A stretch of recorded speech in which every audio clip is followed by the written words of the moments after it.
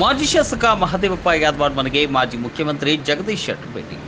ಬೆಳಗಾವಿ ಜಿಲ್ಲೆಯ ರಾಮದುರ್ಗ ತಾಲೂಕಿನ ವೀರಭದ್ರೇಶ್ವರ ದೇವಸ್ಥಾನಕ್ಕೆ ಭೇಟಿ ನೀಡಿ ಆಶೀರ್ವಾದ ಪಡೆದು ಮಾಜಿ ಮುಖ್ಯಮಂತ್ರಿ ಜಗದೀಶ್ ಶೆಟ್ಟರ್ 2024 ಬೆಳಗಾವಿ ಲೋಕಸಭಾ ಚುನಾವಣೆ ಪ್ರಯುಕ್ತ ರಾಮದುರ್ಗ ತಾಲೂಕಿನ ಕಟ್ಕೋಳ ಮತ್ತು ಅನೇಕ ಹಳ್ಳಿಗಳಿಗೆ ಭೇಟಿ ನೀಡಿ ನಂತರ ರಾಮದುರ್ಗದ ಮಾಜಿ ಶಾಸಕ ಮಹದೇವಪ್ಪ ಯಾದವಾಡ್ ಅವರ ಮನೆ ಬೆಳಗಾವಿ ಲೋಕಸಭಾ ಅಭ್ಯರ್ಥಿ ಜಗದೀಶ್ ಶೆಟ್ಟರ್ ಭೇಟಿ ನೀಡಿ ಮಾತುಕತೆ ನಡೆಸಿದ್ದಾರೆ. ಕಳೆದ ವಿಧಾನಸಭೆ ಚುನಾವಣೆಯಲ್ಲಿ ಬಿಜೆಪಿ ಟಿಕೆಟ್ ಸಿಗದೆ ಅಸಮಾಧಾನಗೊಂಡಿದ್ದ ಮಹದೇವಪ್ಪ ಯಾದವಾಡ್ ನಂತರ ಪಕ್ಷದ ಚಟುವಟಿಕೆಗಳಿಂದ ದೂರ ಉಳಿದಿದ್ದರು.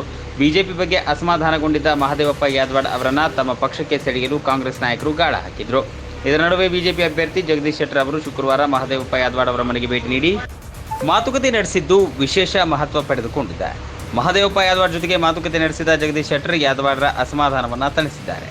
ಈ ಸಂದರ್ಭದಲ್ಲಿ ಸುದ್ದಿಗಾರರ ಜೊತೆ ಮಾತನಾಡಿದ ಜಗದೀಶ್ ಶೆಟ್ಟರ್ ಅವರು ಕಳೆದ ವಿಧಾನಸಭೆ ಚುನಾವಣೆಯಲ್ಲಿ ನಡೆದ ಕೆಲ ಕಹಿ ಘಟನೆಗಳನ್ನು ಮರೆತು ಎಲ್ಲರೂ ಗೆಲುವಿಗೆ ಶ್ರಮಿಸಲಿದ್ದಾರೆ. ಸ್ಥಳೀಯ ಮುಖಂಡರು ಏನೇ ಸಮಸ್ಯೆಗಳಿದ್ದರೂ ಅವುಗಳನ್ನು ಕೋರ್ ಕಮಿಟಿ ಸಭೆಯಲ್ಲಿ ಚರ್ಚಿಸಿ ಪರಿಹಾರ ಕಂಡುಕೊಳ್ಳುವುದಾಗಿ ಹೇಳಿದರು. ಸಂತಾನ ಭೇಟಿ ನೋಡಿ, ಒಂದು ಚುನಾವಣಾ ಅಭ್ಯರ್ಥಿಯಾಗಿ ಲೋಕಸಭಾ ಚುನಾವಣಾ ಅಭ್ಯರ್ಥಿಯಾಗಿ ಇವತ್ತು ಇಡೀ ಕ್ಷೇತ್ರದಲ್ಲಿ ಪ್ರವಾಸ ಮಾಡ್ತಾ ಇದ್ದೀನಿ. ಈಗಾಗಲೇ ಆಲ್ಮೋಸ್ಟ್ ಎಲ್ಲ ವಿಧಾನಸಭಾ ಕ್ಷೇತ್ರದಲ್ಲಿ ಪ್ರವಾಸ ಮಾಡಿದ್ದೀನಿ.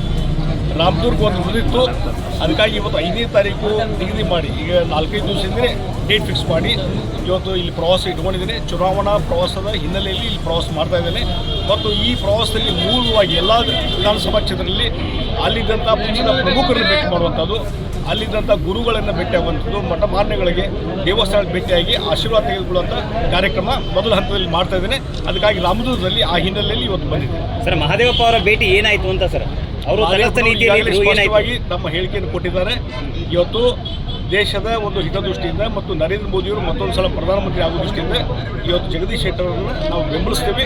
ಎಲ್ಲರೂ ಕೂತ್ಕೊಂಡು ಕೆಲಸ ನಾವು ಮಾಡ್ತೀವಿ ಅಂತ ಹೇಳಿ. ಹಾಗಾದ್ರೆ ಲೋಕಸಭೆ ಚುನಾವಣೆಯ ರಾಮದುರ್ಗದ ನಾಯಕತ್ವ ಯಾರ ನೇತೃತ್ವದಲ್ಲಿ ಚುನಾವಣೆ ಮಾಡ್ತೀವಿ ನೋಡಿ? ಇದು ಎಲ್ಲರೂ ಕೂಡಿ ಇವತ್ತು ನರೇಂದ್ರ ಮೋದಿ ಅವ್ರ ಚುನಾವಣೆ ಎಲ್ಲರೂ ಕೂತ್ಕೊಂಡು ಮಾಡ್ತೀವಿ. ಇದನ್ನ ನೋಡಿ, ಎಲ್ಲರೂ ಕೂಡ್ಸ್ಕೊಂಡು ಕುಂದಿರ್ತೀವಿ, ಮಾತಾಡ್ತೀವಿ, ಇನ್ನೂ ಮಾಡ್ತೀವಿ. ನಮ್ಮ ಹಿರಿಯ ನಾಯಕರು ತಿಳ್ಕೊಂಡ್ಬಿಡ್ರಿ.